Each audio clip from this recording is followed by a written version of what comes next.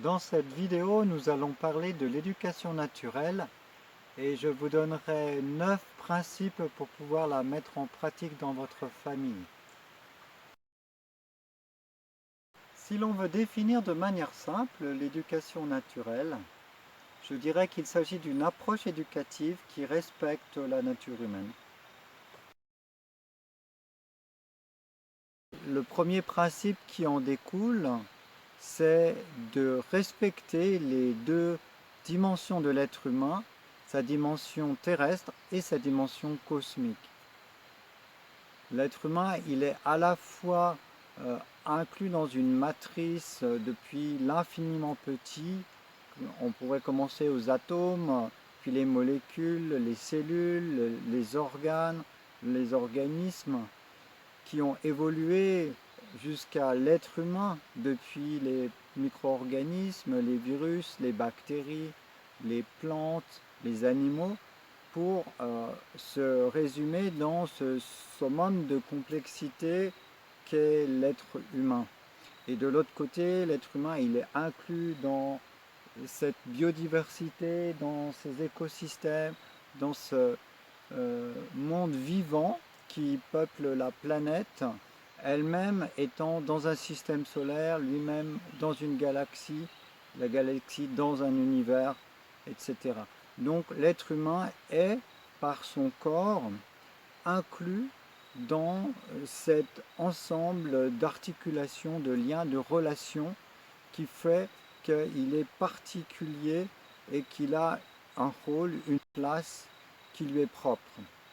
De l'autre côté, en fait, notamment les expériences proches de la mort, de mort imminente ou NDE en anglais, ont permis de prouver scientifiquement que la vie de la conscience ne s'arrête pas avec la mort et la dégradation du corps. Les personnes qui sont revenues d'expériences de sortie du corps lors d'un accident, par exemple, suite à un accouchement ou à une opération à cœur ouvert, qui ont pu voir leur corps physique et autour de lui différentes personnes, les médecins affairés à essayer de le ranimer, eh bien, elles ont pu voir, elles ont pu comprendre qu'elles n'étaient pas que ce corps. De même, des personnes qui sont capables de sortir de leur corps, de voyager en astral, comme on dit, eh bien, savent que l'être humain n'est pas limité à son corps. Sa vie, elle a aussi une dimension hors du corps, une dimension astrale, une dimension spirituelle, une dimension autre que seulement celle qui est l'incarnation dans le monde que nous connaissons ici. Donc c'est le premier principe. Il est important de prendre en compte ces deux aspects de l'être humain, ces deux composants. Alors le deuxième principe, c'est de créer un contexte favorable à la fois de sécurité et de liberté pour l'éducation de l'être. La sécurité, eh bien, en fait, c'est lié par le premier principe à la composante physique de l'être humain qui a besoin de se sentir non menacé dans sa survie physique, qu'il ait de quoi vivre, de quoi boire, se nourrir. Il est aussi un sentiment d'être aimé, d'être reconnu, d'être accepté, d'être valorisé, d'être impliqué. Donc ça, c'est cette composante du moi terrestre, de la composante terrestre de l'être humain. Eh bien, la sécurité va lui permettre de se sentir bien, de se sentir heureux, de se sentir en paix. Et cette composante va avec celle qui est liée à la dimension spirituelle de l'être humain, c'est-à-dire l'aspect liberté, la liberté de pouvoir vivre, de pouvoir suivre ses impulsions, de pouvoir découvrir par lui-même, de pouvoir sentir qu'il évolue dans un contexte où il a le droit d'être lui-même. Le troisième principe, c'est de respecter les phases sensibles d'apprentissage de l'être humain. Bon, ce thème a été beaucoup étudié par des pédagogues comme Rudolf Steiner ou Maria Montessori, qui ont compris que l'être humain évolue par stade, par phase, et à chaque phase, il y a des apprentissages.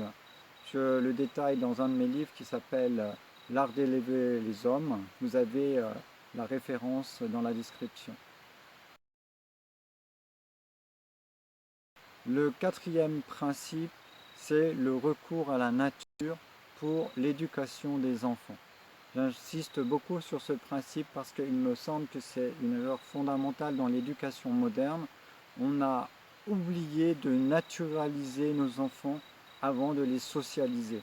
Une fois qu'ils sont nés, qu'ils sont éduqués à la vie dans ce monde par leur naissance, ils sont en général maternés par leur mère. Ils vivent dans son giron, ils sont allaités par son lait, ils vivent dans son environnement qui le rassure et qui petit à petit lui donne confiance et autonomie pour être un petit homme. Mais ce petit homme, eh bien, avant d'apprendre quel est ce monde, cette société dans laquelle il a, à mon avis, besoin, comme Mowgli dans sa jungle, d'apprendre qui il est du point de vue de la nature, du point de vue de sa nature. Quelle est sa relation à cet univers dans lequel il arrive, cette articulation entre lui et ce monde extérieur. Il a besoin de pouvoir s'approprier la nature qui l'entoure, comme ici, là où j'élève mes enfants.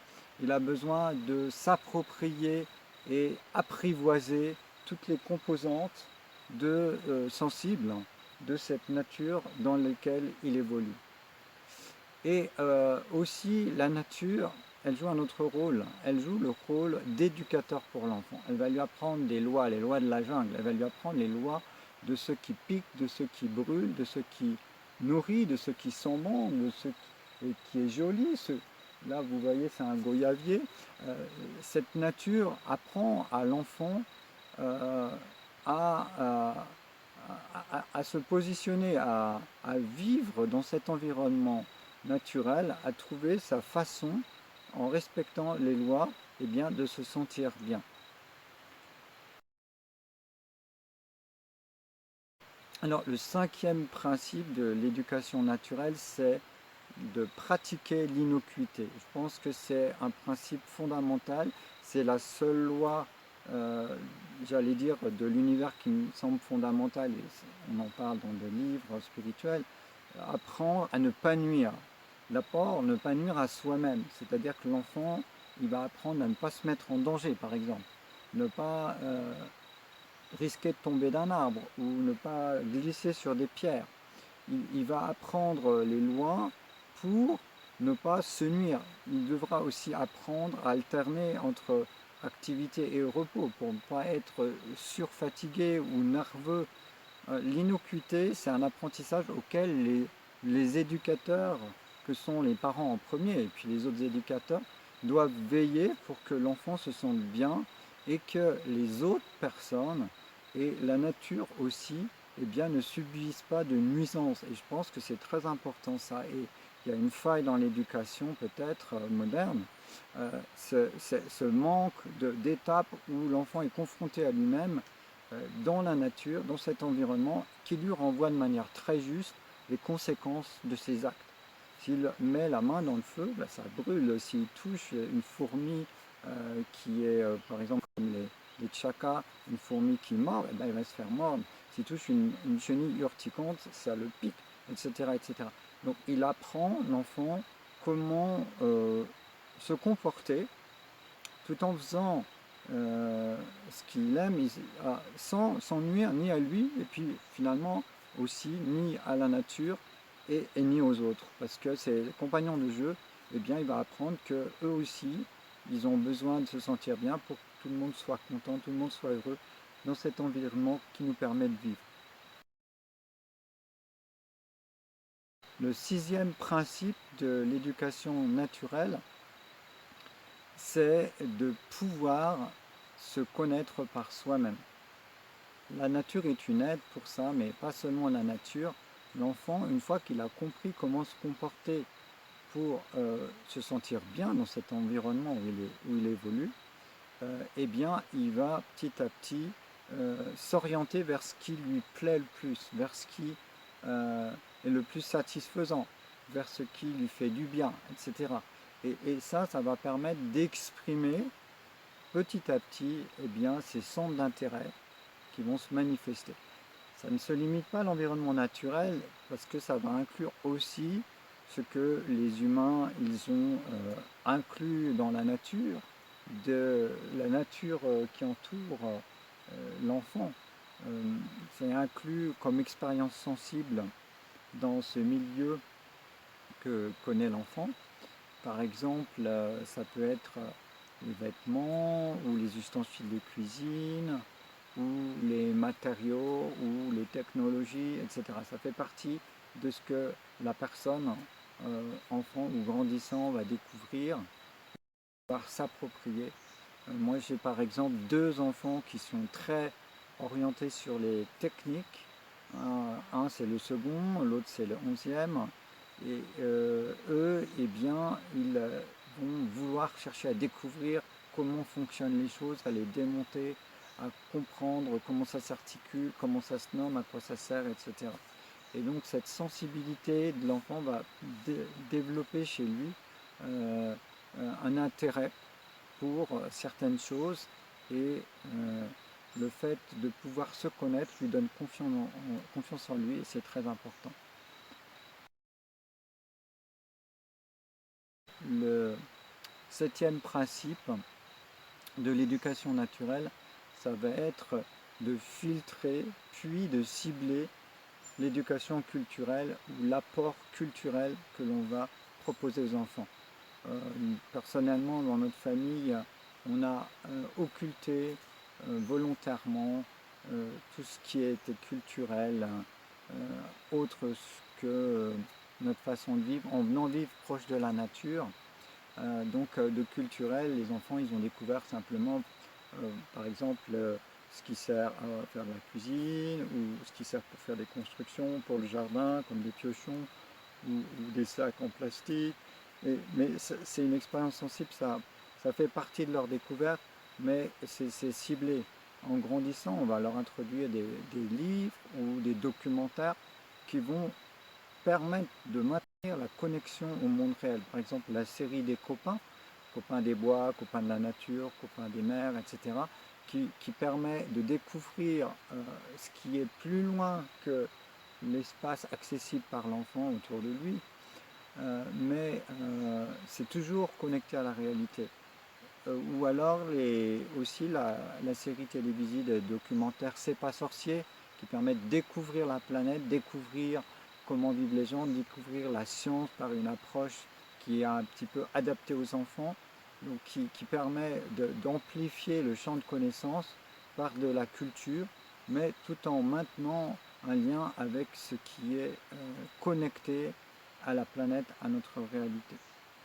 Voilà, donc ça c'est important. Et grandissant, eh bien, on cible, c'est-à-dire qu'on va nourrir l'enfant ou l'adolescent de choses qui sont en lien avec ce qui l'anime, de ce qui l'intéresse, avec ce que lui il est. Et par exemple, j'en parle dans un de mes autres livres, comme Denis Fais ta vie, où là c'est l'histoire d'un enfant passionné d'aviation et qui avait le rêve de devenir pilote.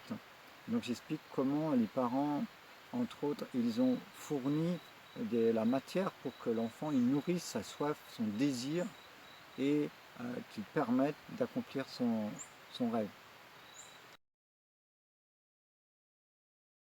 Le 8e principe de l'éducation naturelle, c'est d'aider l'être à trouver sa raison d'être.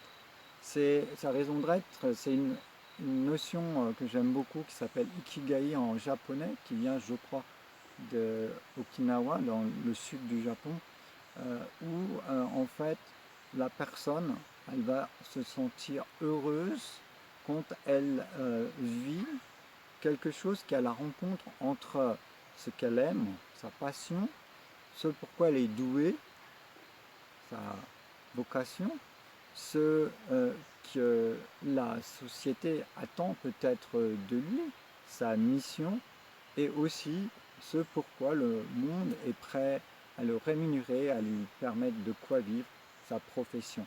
Et cette rencontre entre tout ça, eh bien, fait que la personne, elle se sent à la fois en train de s'accomplir et à la fois en train de servir le monde. Et le dernier principe, le 9e principe que moi je mets dans la liste pour l'éducation naturelle, c'est d'ouvrir la personne, l'être qui grandit, à l'école de la vie. L'école de la vie, c'est de comprendre que, comme disait Gandhi, que notre vie est notre éducation, qu'on apprend toute la vie, que l'éducation commence dans la famille, elle commence avec les proches, elle commence dès la naissance, mais elle va continuer, elle peut passer par des institutions éducatives, mais elle va continuer toute la vie à travers des rencontres et des expériences qui nous permettent d'avancer sur notre chemin qui est lié à notre raison d'être. Et ce chemin, on le construit et la vie nous permet de développer notre bien-être, d'épanouir ce qu'on sent au fond de nous.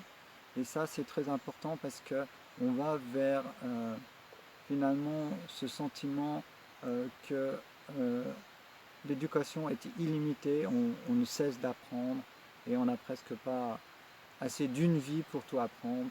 Donc on continue sur ce chemin, on apprend au-delà de la vie, au-delà de la mort. Alors voilà, cette vidéo se termine, j'espère qu'elle vous a plu. J'attends vos likes et vos partages dans les réseaux sociaux. N'hésitez pas à laisser une question en commentaire, je me ferai un plaisir d'y répondre. Et voilà, j'espère que ces principes vous aideront en ces temps de recentrage dans la famille pour pouvoir éduquer vos enfants autrement et ensemble soutenir la planète.